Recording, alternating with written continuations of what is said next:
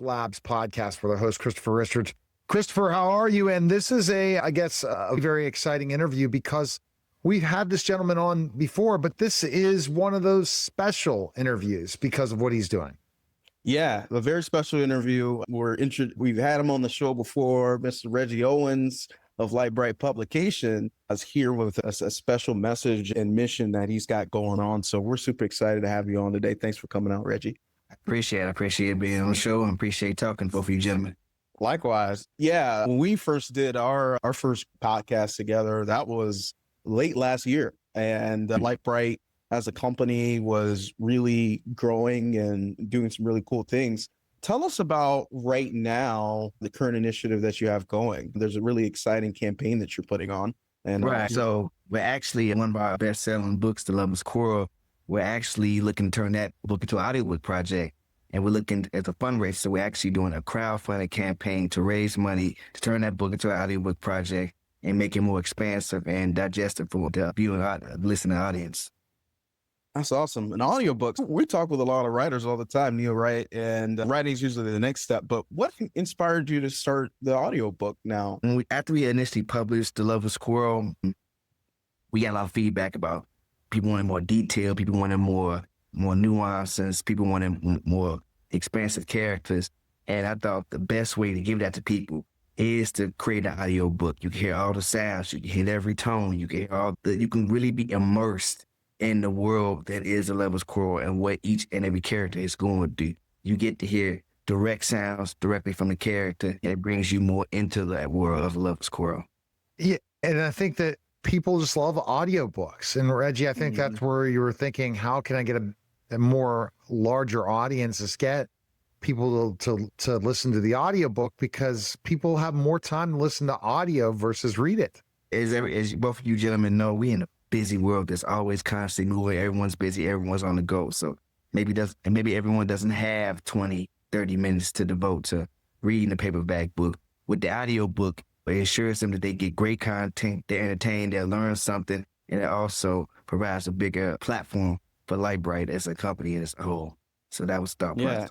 I find it really interesting that you're taking the same story, putting it in a different medium, and it almost becomes an entirely different experience. It definitely does, because like I said, you're reading words on a page from the original paperback, and that engulfs you in one story. But to hear the actual voices of each character, to hear their tones, to hear the sound effects, it provides a different and total different experience for the reader or the listener.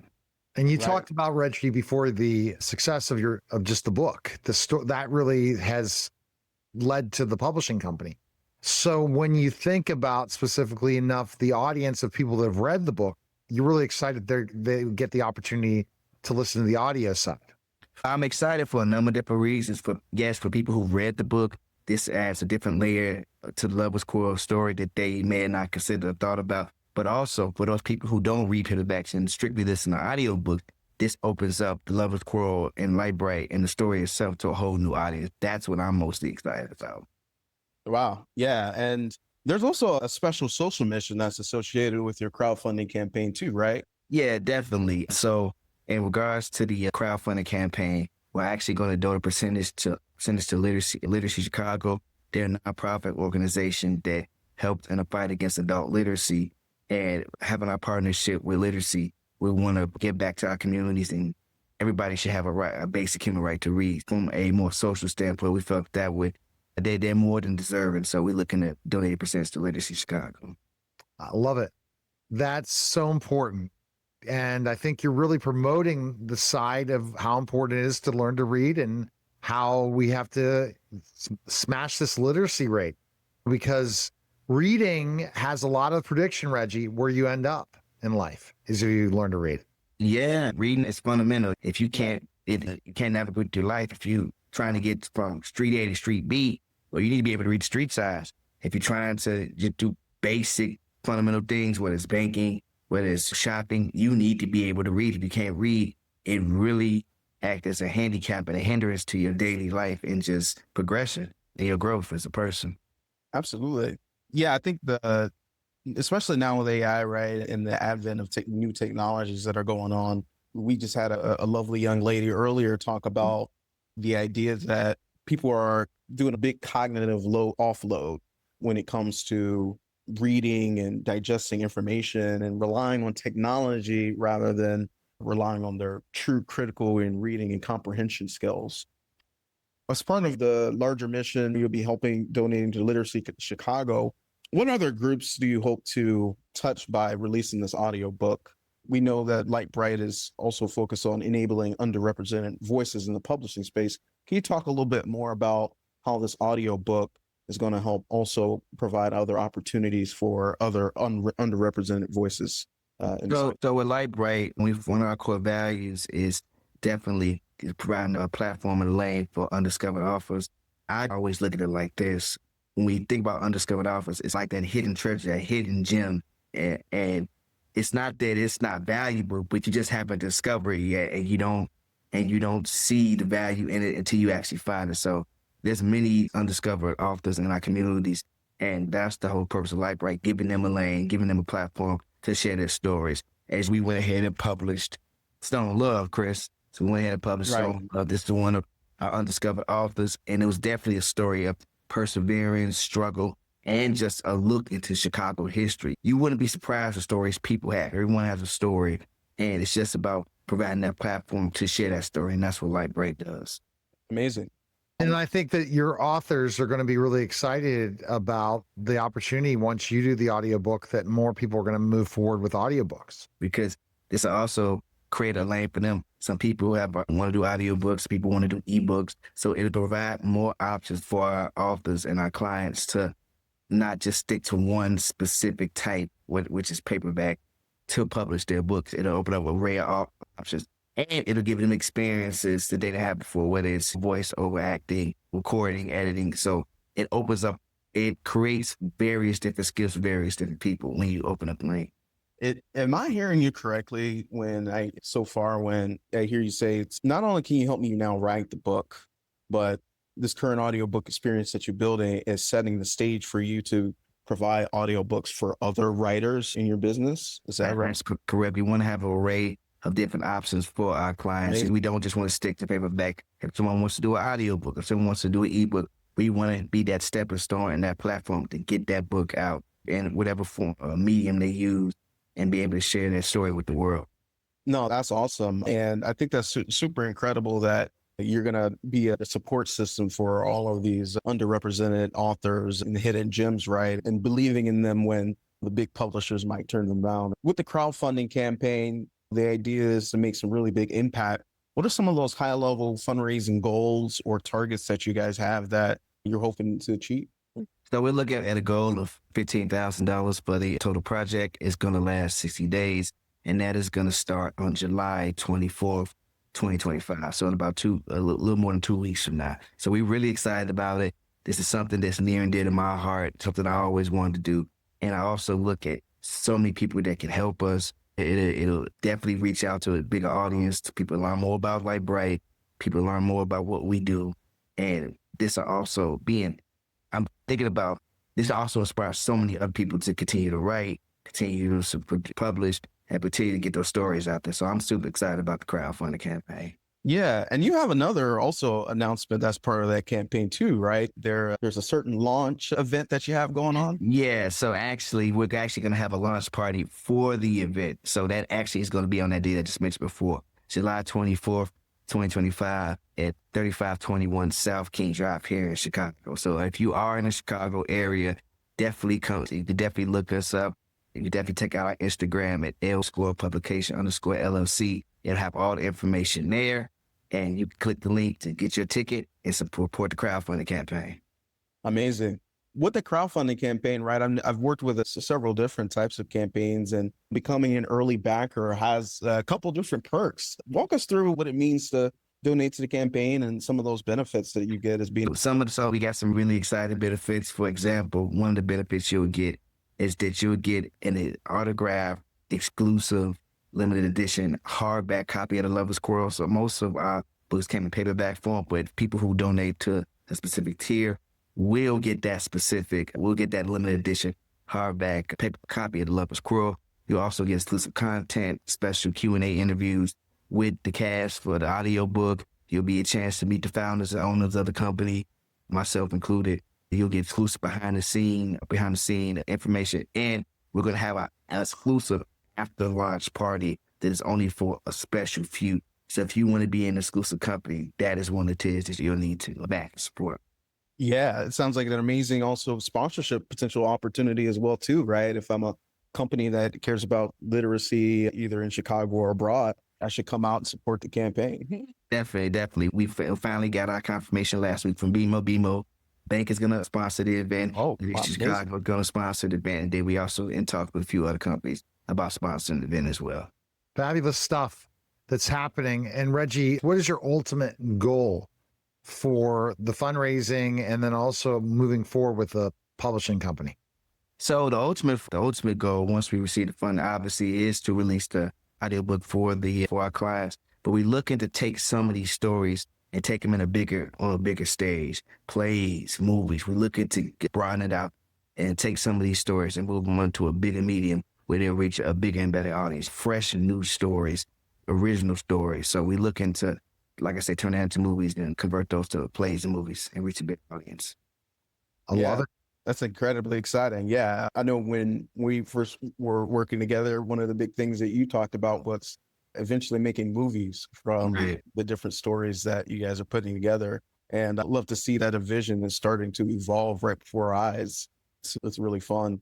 From people that are listening to our podcast now and maybe they've written a book, but haven't necessarily started their audiobook experience, what are maybe some key insights that you want to leave them so far, that what you've learned in terms of this audiobook journey that you're on right now?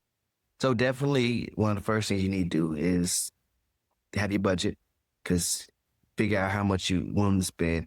And then from that point, do some research in terms of finding the appropriate recording studio for you. Because a lot of times there's studio time recording for the actual recording and the editing you want to take, and usually they pay per hour. So you want to take that into consideration in terms of how much you want to spend, how much it's going to cost, how much the overall cost. And then in that process, think about the various distribution channels that you want to promote that audiobook. Do you want to just do it independently? Do you want to go on a platform like Audible? Do you want to leave it to a marketing company? So just think about your budget and what you're looking to spend and provide for your clients. Because that's key.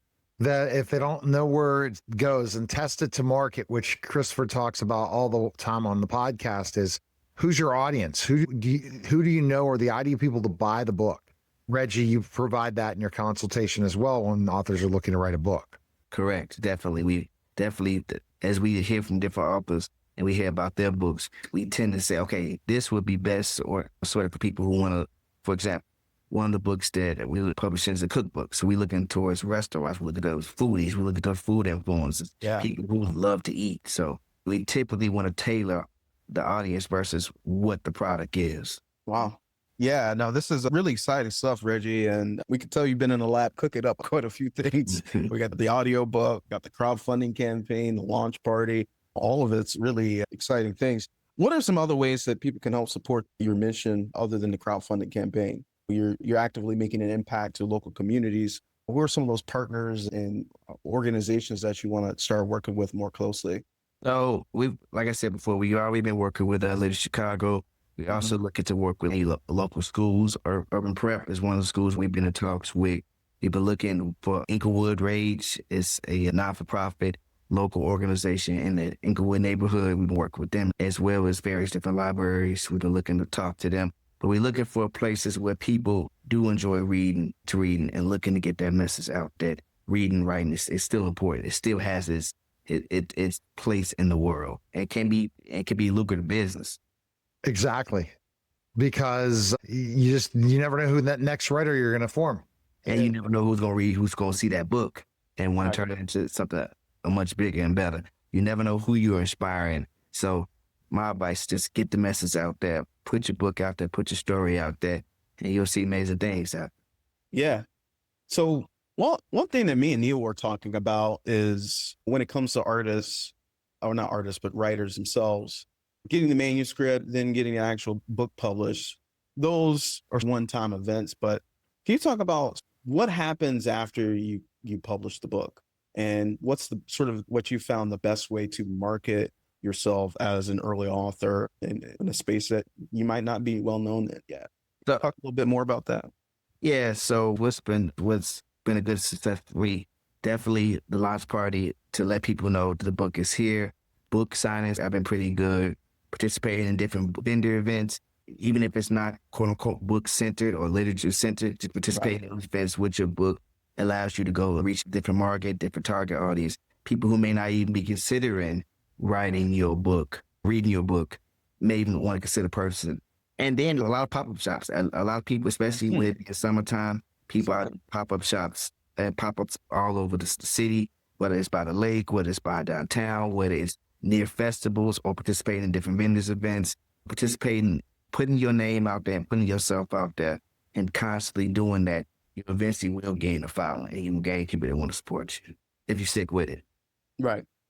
Yeah, I think that post marketing is so important. And I think a lot of our artists, writers may lack is having a dedicated partner to help them navigate that post marketing process. And Lightbright right now actively does that full in service. Not only are we going to help you write and publish the book, but also do a lot of the post marketing.